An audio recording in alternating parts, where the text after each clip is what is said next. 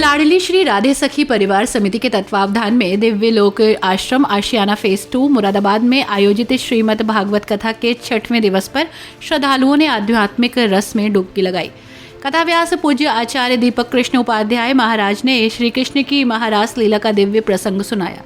पूज्य महाराज श्री ने बताया कि महारास केवल काम लीला नहीं बल्कि श्री कृष्ण की रास लीला है, जिसमें स्वयं भगवान शंकर भी पधारे थे। उन्होंने कहा कि जो जीव महारास में प्रवेश पाना चाहते हैं उन्हें गोपियों की तरह श्री कृष्ण के प्रति नितांत प्रेम करना होगा। चीरहरण लीला का उल्लेख करते हुए उन्होंने बताया कि शरीर आत्मा का वस्त्र है और देहाभिमान का नष्ट होना ही चीरहरण का तात्पर्य है।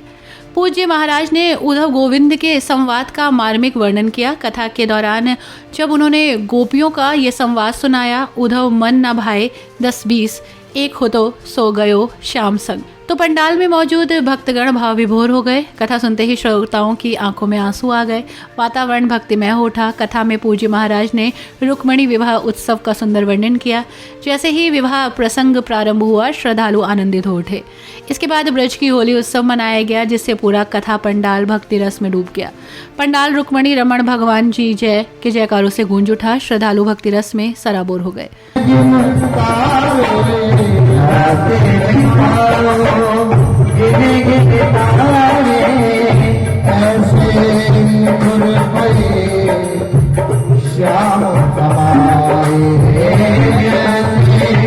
जो रास से विमुख हैं,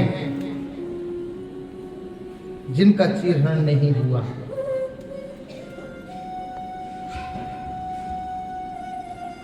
एक गोपी नींद में सो रही थी। सोती हुई उस गोपी ने देखा, ध्यान लगाया ठाकुर का, इतने में आंखें बंद हो गई और नींद आ गई। तो ये गोपी बोली, मैं हूं निंदिया बेचन बारी। तो किसी ने पूछा, दूसरी गोपी ने, भैया तू नींद क्यों बेच रही है? बोली, पौड़ी हुती पलका पर में ध्यान ज्ञान लगायो चित चोर। इतनी देर में मैंने ध्यान लगाया, उतने में नींद आ गई। दूसरी बोली, मैं नींद खरीद लूंगी। बोले, तू क्यों खरीदेगी? बोले, स्वप्न में जैसे ही वो मुझसे मिलने आए, उतने में मेरी नींद खुल गई। तो मैं हूं निंदिया बेचन वाली, ये नींद खरीदने वाली। आजहू नाए मेरे मोहना,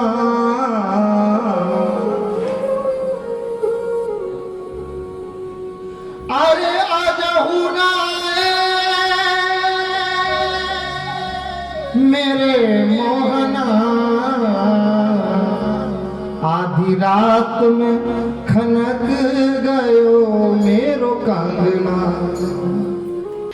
कथा में सतीश कुमार भंडूला, शशि भंडूला, विदुषी टंडन, प्रशांत अग्रवाल, रीमा अग्रवाल, मोहिनी अग्रवाल, ऋतु एलोरा और कांता रचित अग्रवाल जैसी विशिष्ट हस्तियां भी उपस्थित रहीं। सभी ने कथा का आनंद लिया और पूज्य महाराज जी के प्रवचनों से प्रेरित हुए। इस आध्यात्मिक आयोजन में भक्तों की अपार श्रद्धा देखने को मिली। कथा में आए श्रद्धालुओं ने कहा, श्रीमद् भागवत कथा सुनना आत्म का शुद्धि का एक रास्ता है और ये जीवन शांति पाने का माध्यम। आयोजन समिति के सभी भक्तों को आभार व्यक्त करते हुए अगले दिवस की कथा में अधिक से अधिक संख्या में आने का अनुरोध किया। इस पावन अवसर पर उपस्थित श्रद्धालुओं ने भजनों पर नृत्य किया और भक्ति में लीन होकर श्री कृष्ण की कृपा प्राप्त की।